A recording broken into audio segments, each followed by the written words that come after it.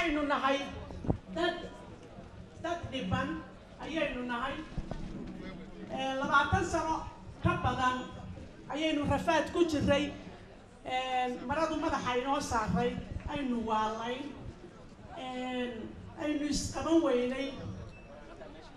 aynu isilownay waxaan u malaynayaa ilaa iyo 2000kii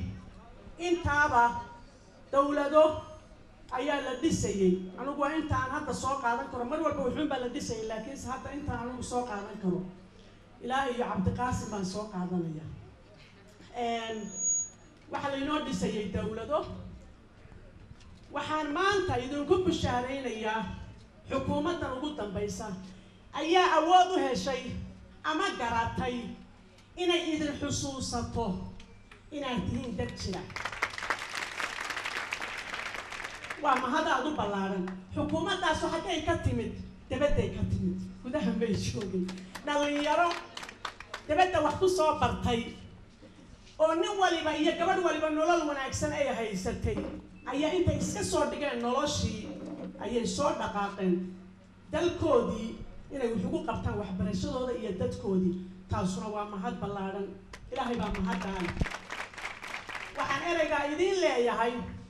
dabadaha u hanqaltaagina hay soodhanina qof kastoo arday alla ma dibadda ku fiicnaan lahayd dibadda rafaad waxaan ahayn ma jiro horta waan idiin sheegayaa sharaf iyo haybadba dalkiina aad ku leedihiin hadda waddanka Afrika aad joogtaan waad naga haybad badan tihiin waad naga sharaf badan tihiin halkan wax ku barta dabeetana ku noqda dalkeenii wuxuu ku qabta waxaan ka codsanayaa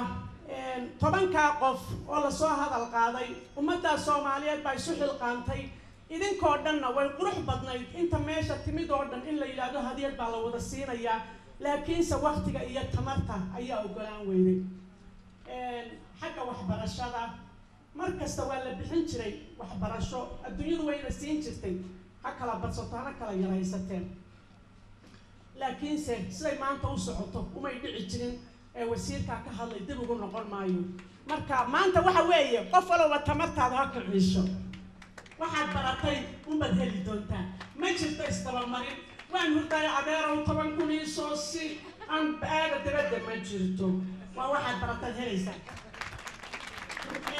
waxaan ka codsanayaa wasiirka marka aan soo saaro inuu waxaan ku sharfayaa inuu isagu magacaabo ardayga oo uu sheego dabeetana aanu siino hadiyadiisa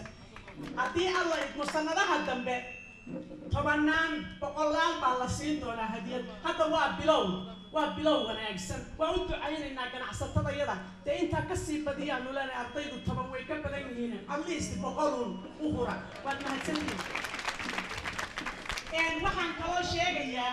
halkan waraaqaha waraaqaha gabdhuhu waa yar yihiin ma waxbarashadaad ku yar tihiin ya gabdhuhu waa inay waxbarashada